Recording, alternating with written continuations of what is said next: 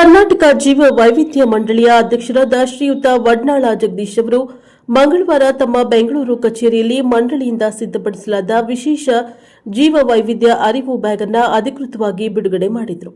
ಈ ಬ್ಯಾಗ್ ಮೂಲಕ ಪರಿಸರ ಸಂರಕ್ಷಣೆ, ಜೀವ ವೈವಿಧ್ಯ ಮಹತ್ವ ಹಾಗೂ ಸಾರ್ವಜನಿಕರಲ್ಲಿ ಜಾಗೃತಿ ಮೂಡಿಸುವ ಉದ್ದೇಶವನ್ನು ಹೊಂದಲಾಗಿದೆ ಎಂದು ಅವರು ತಿಳಿಸಿದ್ದಾರೆ. ಬ್ಯಾಗ್ ಬಿಡುಗಡೆ ಕಾರ್ಯಕ್ರಮದ ಬಳಿಕ ಶ್ರೀಯುತ ವಡ್ನಾಳ ಜಗದೀಶ್ ಅವರು ವಿಧಾನಸೌಧಕ್ಕೆ ತೆರಳಿ ಕರ್ನಾಟಕ ಸರ್ಕಾರದ ಸಚಿವರಾದ ಶ್ರೀ ಬೋಸರಾಜು ಅವರನ್ನ ಭೇಟಿ ಮಾಡಿ ಹೊಸ ವರ್ಷದ ಶುಭಾಶಯಗಳನ್ನು ವಿನಿಮಯ ಮಾಡಿಕೊಂಡರು. ಈ ಸಂದರ್ಭದಲ್ಲಿ ರಾಜ್ಯದ ಅಭಿವೃದ್ಧಿ, ಪರಿಸರ ಸಂರಕ್ಷಣೆ ಹಾಗೂ ಮುಂದಿನ ಯೋಜನೆಗಳ ಕುರಿತು ಚರ್ಚೆ ನಡೆಸಲಾಯಿತು. ಅದೇ ವೇಳೆ ಅವರು ಅರಣ್ಯ ಸಚಿವರಾದ ಈಶ್ವರ್ ಖಂಡ್ರೆ ಅವರನ್ನ ಸಹ ಭೇಟಿಯಾಗಿ ಹೊಸ ವರ್ಷದ ಶುಭಾಶಯಗಳನ್ನು ಸಲ್ಲಿಸಿದ್ದಾರೆ. ಈ ಭೇಟಿಯ ಸಂದರ್ಭದಲ್ಲಿ ಅರಣ್ಯ ಇಲಾಖೆ ವತಿಯಿಂದ ಪ್ರಕಟಿಸಲಾದ 2026ನೇ ಸಾಲಿನ ಹೊಸ ಕ್ಯಾಲೆಂಡರ್ ಅನ್ನು ಸಚಿವ ಈಶ್ವರ್ ಖಂಡ್ರೆ ಅವರು ಅಧಿಕೃತವಾಗಿ ಅನಾವರಣಗೊಳಿಸಿದ್ದಾರೆ.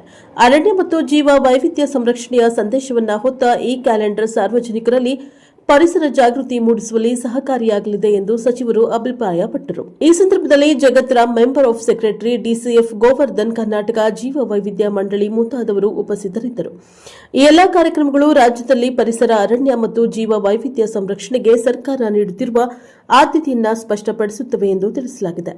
Bureau report Devaraj K, Nellihanklu, Prajabhava TV, Davanagere.